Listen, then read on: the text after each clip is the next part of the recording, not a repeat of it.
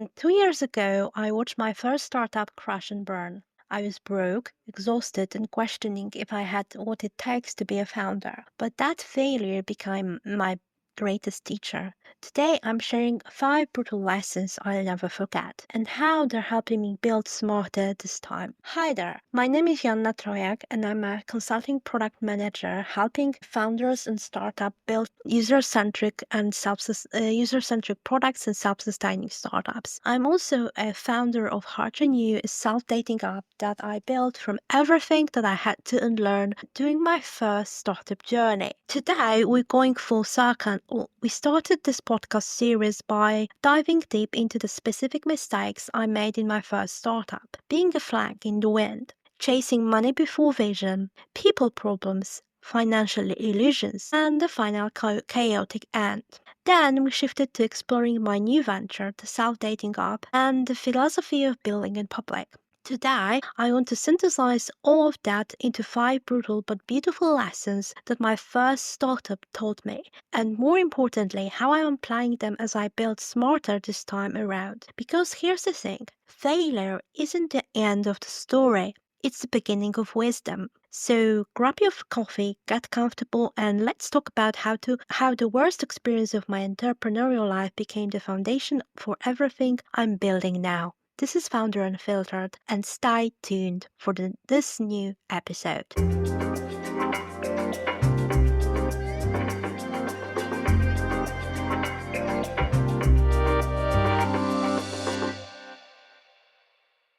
Starting a business is thrilling.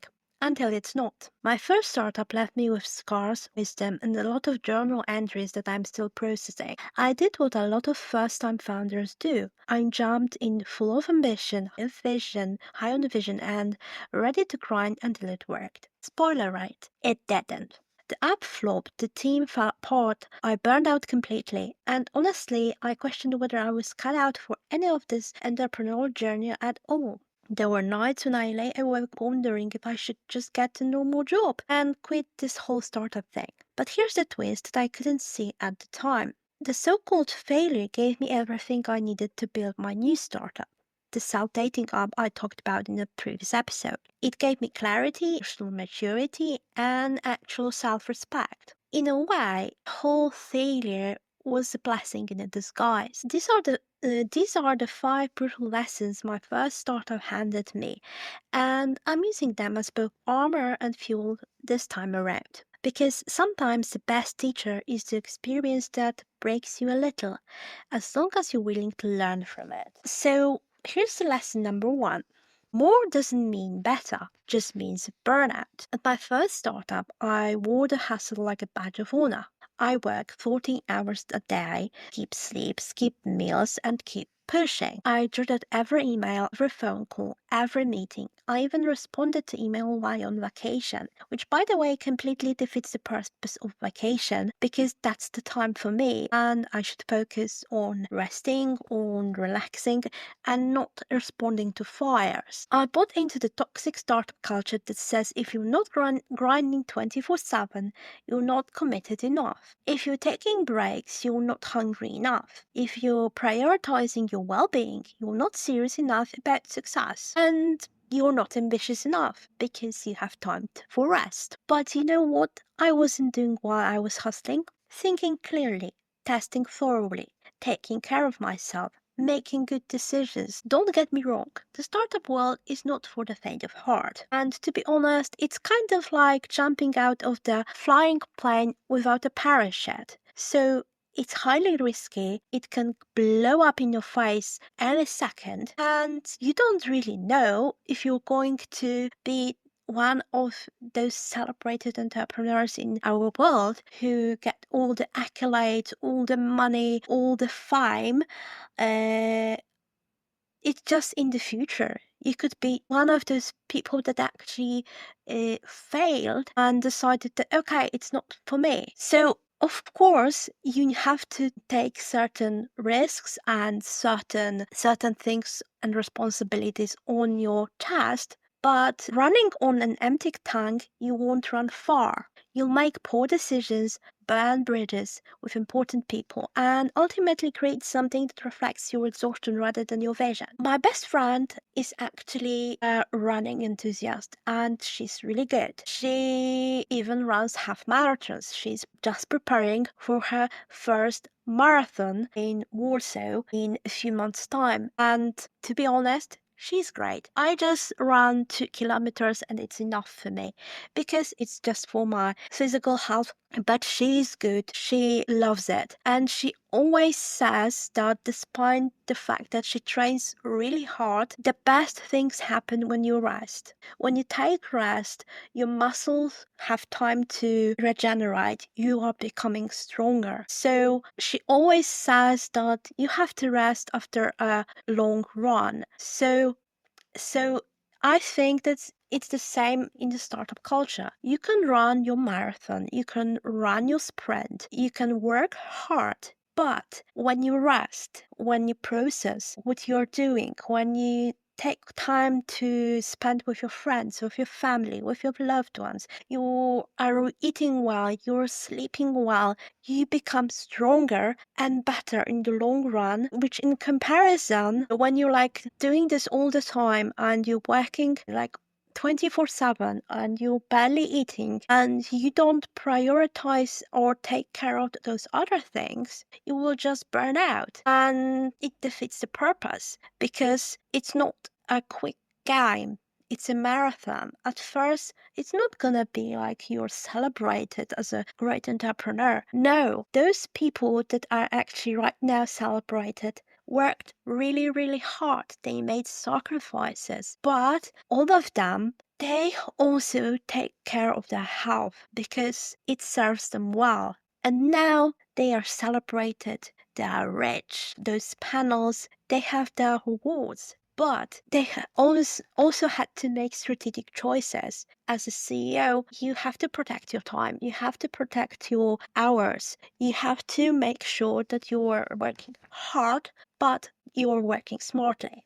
The research backs this up. A Stanford study found that productivity declines sharply after 55 hours of work per week, and working 70 hours produces nothing more than working 55. Meanwhile, Harvard Business Review research shows that well-rested leaders make better strategic decisions and are more innovative.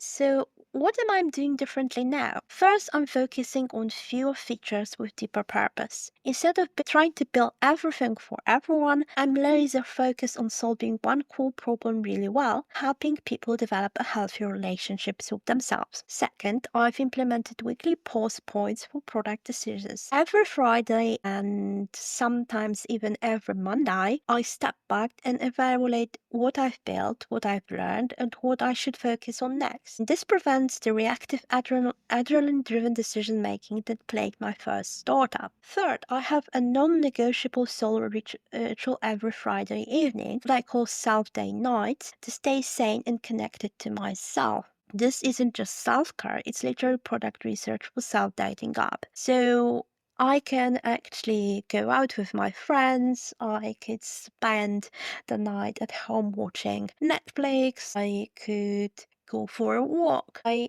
could just do anything, but not just work. The work stays in my laptop station.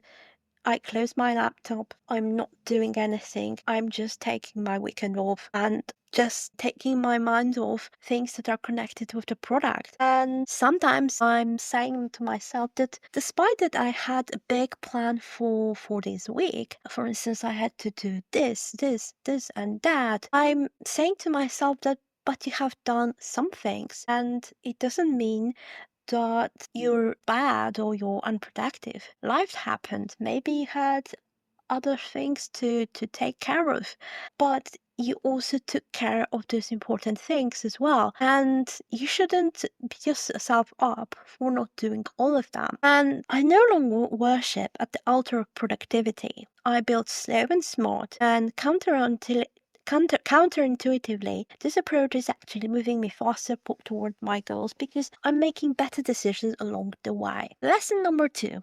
Build for the problem, not the hype. This lesson hits hard because it touches on something I see constantly in startup culture: the tendency to chase trends rather than solve real problems. I got swept up in the hype during my first startup. Everyone was building X for Y, Uber for dog walking or Airbnb for office spices. VC backed companies with buzzword filled pitch decks were getting massive valuations, and I wanted to own that action.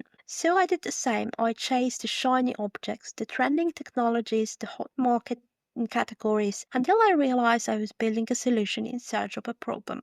My approach was tech first, not human first. I didn't truly understand my users. Honestly, I didn't even care enough to really understand them. I was just thinking, so I want to build a chatbot because I was studying computer science at the time, and I got really interested in artificial intelligence, and I really wanted to build a chatbot. So then I decided, okay, so this is my technology, I'm building a chatbot, and now I need to find a group that would love to have this chatbot. So I found a problem, which is important: loneliness, and more importantly, loneliness of the Gen Zs in Poland. And I thought that, yes, so here's the technology, here's the problem, here's the target group, and most importantly, I am sure the Gen Zs will love my chatbot, they will love my solution. And you know what?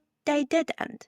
Because, in fact, I was trying to solve an analog problem with technology, and I was actually trying to push that technology, not understanding if this actually technology is right for them, because of course it's not. But I was like, chatbot for Gen Zs because they are lonely. So here it is. I just told you my mistake, what I was doing, and why it's not a good idea to do this way. I was so excited about the features I could build and all the capabilities of my chatbot that I forgot to ask whether anyone actually needed those features and this chatbot. I was solving problem that sounded impressive in pitch meetings, but didn't actually exist in real people's lives. I know that actually also my idea kind of is redundant right now because I was building my own model, my own chatbot, and guess what? ChatGPT came. And right now, people actually are using artificial intelligence to solve their problems, to talk about important decisions. I know that I do. But what's the point of having your own chatbot, your own model, if you can do a quick GPT, or you can just talk to the large language model inside of the application or mobile or web app at the OpenAI site? What's the point? According to CB Insight, no market need is the number one reason startups fail, accounting for 42 of failures. 42%. That's nearly half of all failed startups building things nobody wanted. So what happens now? What am I doing differently? First, I'm connecting deep user interviews before writing a single line of code. I'm talking to people about the actual struggles with self-relationships, not just asking them to validate my conceived ideas. Second, I'm designing around emotions, not just features. The self-dating app isn't about building cool technology. It's about creating experiences that genuinely help people feel more connected to themselves. Third, I'm building with people, not just for them. I'm involving my early users in product decisions, sharing work in progress, and iterating based on real feedback rather than assumptions. First, and what's the most important thing, I realized that I shouldn't just pick this technology and then find my problem. I should find my problem and then pick a technology. So what I have done now, I actually found a no-code, low-code service. In my case, Flutterflow. It's like kind of the whole system to build an app. So I took time to actually build this app, to really think this through, and I created it on my own. It costed me almost nothing to build apart from time. but monetary almost nothing in comparison to using a software company to build a product. And I built this, I shipped this recently. It's not perfect, of course, but I posted it and I started to get my first feedback. Of course, it's not big, but for instance, some people suggested that they don't actually understand what they're supposed to do in this application. And I said, okay, thank you. That's great feedback because that means that probably I forgot about an onboarding process and this is what I should build. Some other person actually said, oh, it's a great app. I would love to suggest it to my clients. And I said, that's really also great feedback and maybe we could discuss it because, for instance, we could use some sort of affiliate model with her with this person. She is actually a coach, so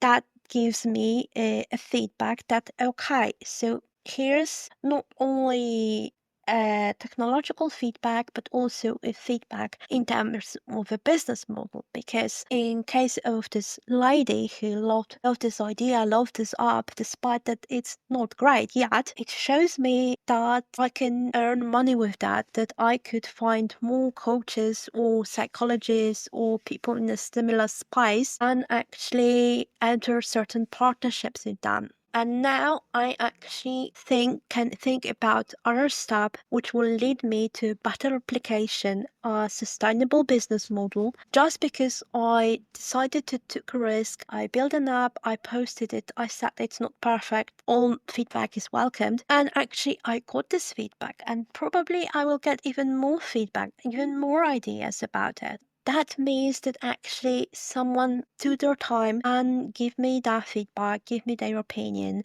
or they said that they're really interested, they want in. So it didn't happen in my first startup journey. I just posted an app, people used it, of course they gave me feedback, but because I wasn't doing it all by myself in an agile way, I couldn't respond to their needs quickly. So now I can. And this time the mission is deeply personal and real for me. The people I'm building for include myself and every person craving a healthier relationship with themselves. I'm not chasing market trends, I'm solving a problem I genuinely understand because I've lived it. The Lean Startup methodology emphasizes this approach. Build, measure, learn, repeat. Eric Rice talks about validated learning, making sure that what you're building actually moves the needle for real people in real situations. So that's what I just told you about me getting feedback from the market and people coming to me telling me that you should do an onboarding process, that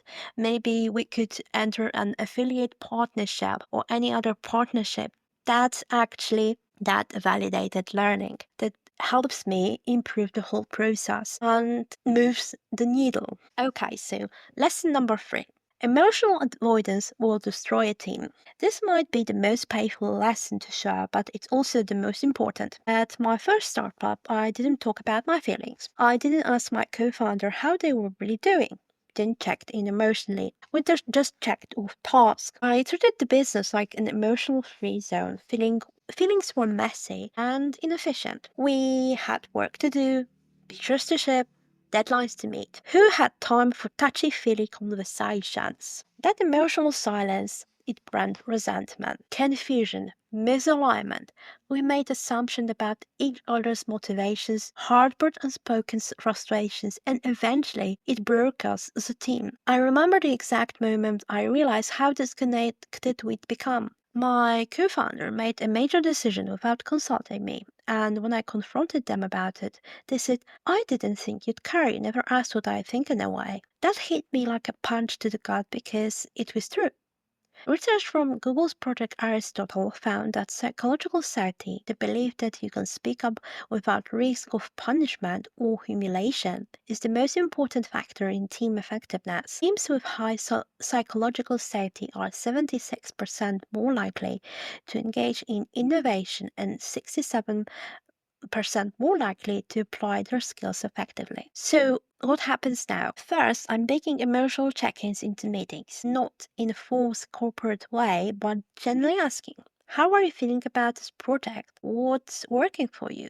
what's draining you.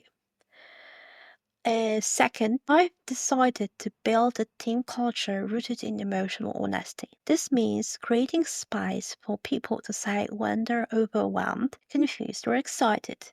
It means treating emotions as data, not distractions. Third, I'm trying to find people with whom I could work, only those people that believe in relational leadership, not just results driven leadership. I want team members who understand that how we work together is as important as what we produce. I'm not afraid to say I'm overwhelmed or I don't know anymore. That's not weakness, it's data that helps us make better decisions as a team. Brienne Brown research on vulnerability in leadership shows that leaders who meet their limitations and uncertainties create more innovative, engaged teams. When you emotional honesty, you give others permissions to do the same. Lesson number 4. Product market fit doesn't equal founder life fit. This lesson completely changed how I think about startup success. At my first startup, we had some small traction. I had users who were engaging with the product. From the outside, things looked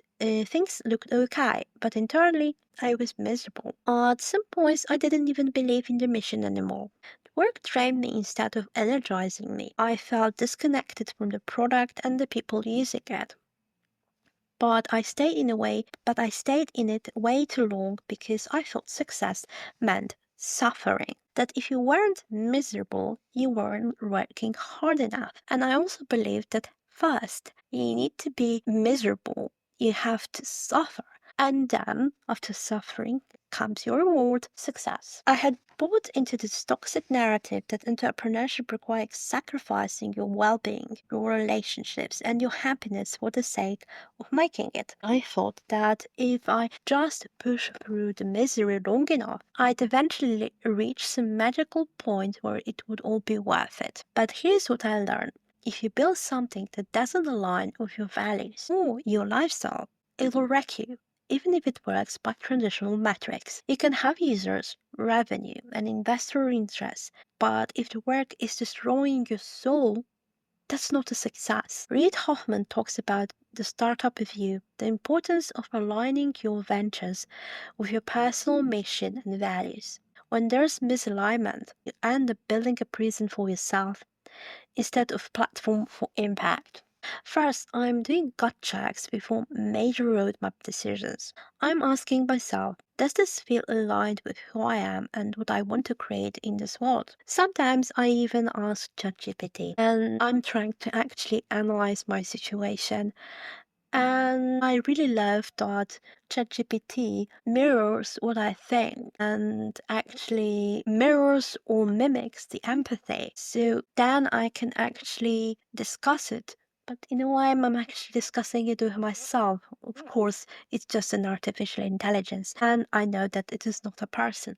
But I take the time to actually talk to AI and say, here's the thing, I'm thinking that I shouldn't do this. You know me in some ways. What do you think? Of course, ChatGPT responds something, and I'm saying, no, I'm actually thinking this. And actually, it helps me to make this decision. Second, I'm designing company culture that prioritizes wholeness, both for me and for everyone who joins the team. This means sustainable work practices, emotional honesty, and making sure the work feeds us rather than depletes us. Third, I'm asking myself regularly, is this fitting me or just fitting the algorithm? In other words, am I building something meaningful or just chasing vanity metrics? This time, I'm building something that heals me too. The self-dating app forces me to practice what I preach, to actually diet myself, to check in with my emotions, to prioritize my well-being. If it's not sustainable for me, it's not sustainable for everyone. The Japanese concept of ikigai is relevant here. Finding the intersection of what you love, what you're good at, what the world needs, and what you can be paid for. True success happens when all four elements align. Let's talk about the last lesson, lesson number 5. You can't build connection from disconnection. The final lesson is perhaps the most paradoxical, but it's also the most profound. At my last startup, I was lonely. I wasn't taking care of myself emotionally. I was disconnected from my own needs, feelings, and values, and I was trying to build community and connection from that place of inner disconnection. Sound familiar? It's like trying to teach swimming when you're drowning or offering relationship advice when your own relationship is a mess. The energy you bring to your work inevitably shows up in what you create. I was building a product meant to bring people together, but I couldn't even connect with myself. I was so focused on external metrics, user acquisitions, engagement rates, investor interest, PR, that I lost sight on the internal work that needed to happen first. It's no wonder the product didn't land authentically. How could it? I wasn't even connected to myself, let alone able to create genuine connection for others. Research from the Center of Creative Leadership shows that self-awareness is the most important capability for leadership effectiveness. Leaders who are aware of their own emotions, triggers, and patterns are better able to create environments where others thrive. So what happens now? First, self-dating has become a non-negotiable practice for me. This isn't just personal development, it's literally product research. How can I build an app that helps people fall in love with themselves if I'm not doing the work myself? Second, I'm building in public to stay grounded and real. Sharing my journey transparently keeps me accountable and connected to the human side of building a business. Third, I'm focusing the product around intentional inner connection, not just dopamine hits or superficial engagement. The app is designed to help people slow down, tune in, and develop a genuine relationship with themselves. The irony, the best way to build a connection app is to first build a deeper relationship with yourself. That's the entire ethos of this new venture. I can't give what I don't have, and I can't teach what I haven't learned. This aligns with what psychologists call congruence, the alignment between your inner experience and outer expression. When you're congruent, people can feel it. Your work has integrity because it comes from a place of authenticity. As I reflect on these 5 lessons, I realize they all point to the same underlying truth. Sustainable entrepreneurship requires internal work. You can't build something healthy from an unhealthy place. You can't create authentic connection from disconnection. You can't teach self-love if you don't love yourself. This doesn't mean you have to be perfect before we start building. I'm certainly not perfect now, and my product is also not perfect. Some things I'm trying to fix, and I'm wondering why they don't work. But I've decided to publish the app anyway. But it also doesn't mean being willing to do to do inner work alongside the outer work, to heal as you build, to grow as you scale, to stay connected to yourself even as you create for others. The startup world often treats emotional intelligence and self-awareness as soft skills that are nice to have, but not essential. It's something nice that you have in your leadership tool. It's not as someone whom I recently met, and I told them about my boundary that I was trying to impose. That look, this is what I do. This is what I want to have. This is how I am. He basically said it's a great founder product manager trait to manage expectations. And I was like, okay, first of all, it's not something that I think is part of my leadership tool. I just decided that in order to function in certain situations, I need to tell what are my experiences or my expectations. This is basically how I am. And I haven't learned it in business school or at university or from a leadership course or whatever, or from a book. I actually learned that because I lived through certain experiences that I didn't actually use my boundary. I didn't say that this is what I'm expecting. So this is not something that, it's part of my skills. And I'm not saying this because I'm trying to manage people. No. It's basically how I am and how I can stay connected with myself. So my experience actually suggests that the soft skills, so to speak, as some people call it, so emotional intelligence, self-awareness, they're actually the most important skills for sustainable success. When you're building from a place of internal clarity and emotional health, everything else gets easier. Decision making becomes clearer because you know your values. Hiring becomes more effective because you can recognize character and cultural fit. Product development becomes more focused because you understand what really matters to people. So if you're listening to this and you're in the middle of your own messy startup story, I want you to know that I've been there. I've been the burnout founder crying on the bathroom floor, the one googling how to pivot gracefully at 3 a.m., the one wondering if he should just get a normal job and quit this whole entrepreneurial thing because it's not for me. But here's what I want you to consider. What if the breakdown is actually a breakthrough? What if the failure is preparing you for something better? What if all the pain and confusion is teaching you exactly what you need to know for your next venture? First, take time to really process what happened. I know that I did. Don't rush into the next thing just to prove you can bounce back. It's not about quickly bouncing back. It's actually important to take a step back and actually process what happened. So sit with the lessons, journal about them. Talk to a therapist or a coach if you need to. The goal isn't to get over the failure. It is to learn from it. Second, ask yourself hard questions about what you really want to build and why. Not what would be impressive or profitable, but what would be meaningful and aligned with who you are. Simon Sinek says, start with why, but make sure it's your why, not someone else. Third, consider what internal work you need to do before building again. Do you need to develop better boundaries? Just like I said previously, I needed to develop better boundaries, and I just told you the story about a person saying, "Oh, you have great PM, founder skill because you're managing expectation." Do you need to improve your self-awareness? Heal old wounds that are affecting your leadership. This isn't self-indulgent, it's strategic. Finally, when you do build again, do it differently. Apply the lessons you've learned. Build slower if you need to. Choose your team more carefully. Stay connected to your values and your well-being throughout the process. As I continue building my self-dating app, I carry these lessons with me every day.